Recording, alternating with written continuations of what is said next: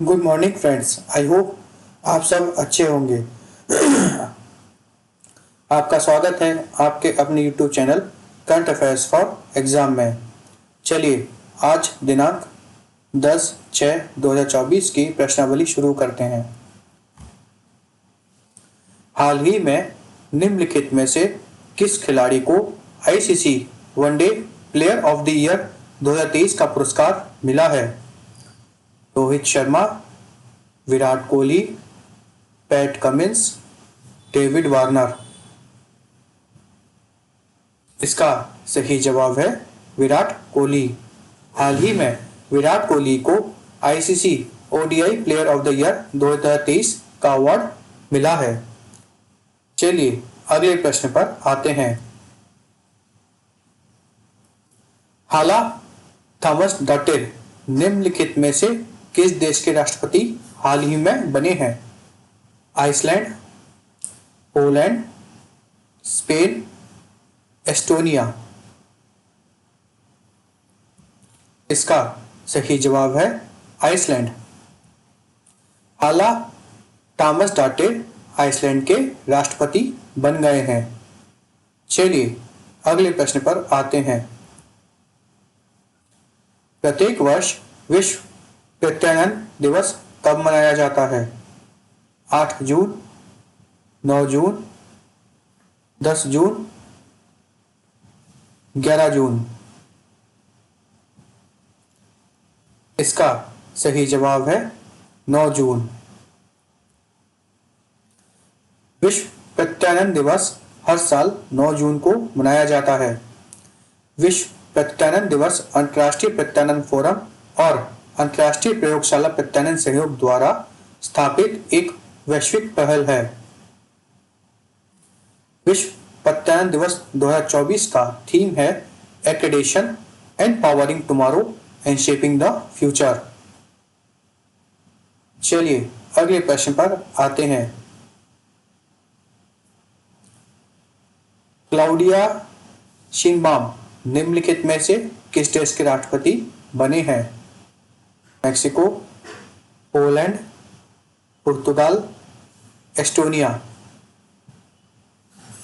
इसका सही जवाब है मैक्सिको। क्लाउडिया शिनबाम हाल ही में मैक्सिको के राष्ट्रपति बन गई हैं। चलिए अगले प्रश्न पर आते हैं। नयना जेम्स ने एशियाई एथलेटिक चैंपियनशिप में निम्नलिखित में से कौन सा पदक जीता है? सोना, चांदी, कांस्य या उपरोक्त में से कोई भी नहीं। इसका सही जवाब है स्वर्ण। हाल ही में नैना जेम्स ने एशियाई एथलेटिक चैंपियनशिप में स्वर्ण पदक जीता है। चलिए अगले प्रश्न पर आते हैं। हाल के लोकसभा चुनाव में कितने लोगों ने मतदान किया? 457 मिलियन, 589 मिलियन, 531 मिलियन, 642 मिलियन। इसका सही जवाब है 642 मिलियन। हाल ही में संपन्न हुए लोकसभा चुनाव में 642 मिलियन लोगों ने भारत में मतदान किया। चलिए अगले प्रश्न पर आते हैं। हाल ही में निम्नलिखित में से किस संस्था ने फायर रेस्क्यू ड्रोन का अनावरण किया है? IIT Delhi, IIT Dharwad, IIT Kanpur, IIT Mandi. इसका सही जवाब है आईआईटी धारवाड़। हाल ही में आईआईटी धारवाड़ ने फायर रेस्क्यू ड्रोन का अनावरण किया है। चलिए अगले प्रश्न पर आते हैं।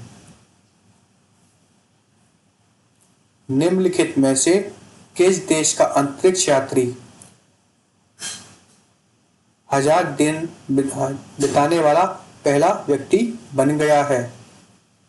यूएसए, फ्रांस, रूस, यूके। इसका सही जवाब है रूस। रूस के अंतरिक्ष यात्री अंतरिक्ष में 1000 दिन बिताने वाले पहले व्यक्ति बन गए हैं।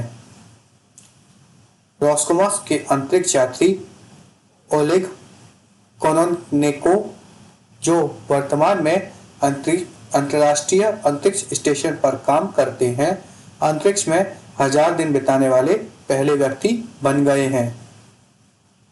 चलिए अगले प्रश्न पर आते हैं। निम्नलिखित में से किस देश ने हाल ही में जीएम फसलों के उत्पादन पर प्रतिबंध लगाया है? Indonesia, Vietnam, Cambodia, Philippines. इसका सही जवाब है फिलीपींस। फिलीपींस ने हाल ही में जीएम अर्थात जेनेटिकली मॉडिफाइड फसलों के उत्पादन पर प्रतिबंध लगा दिया है। जेनेटिकली मॉडिफाइड गोल्डन राइस पहली बार सन 1990 के अंत में विकसित किया गया था, जिस पर हाल ही में फिलीपींस ने प्रतिबंध लगाया है। चलिए अगले प्रश्न पर आते हैं। निम्न में से किस राज्य सरकार ने वायु प्रदूषण से निपटने के लिए 10,000 करोड़ के फंड की घोषणा की है?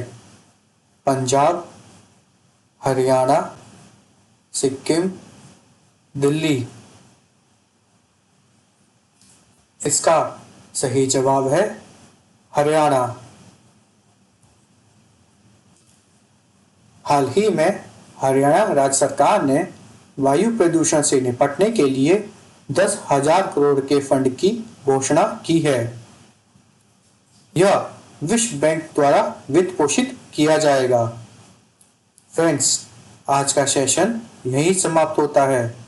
आपको हमारा सेशन कैसा लगा कमेंट कर बताइएगा तथा लाइक एवं सब्सक्राइब अवश्य कीजिएगा। धन्यवाद।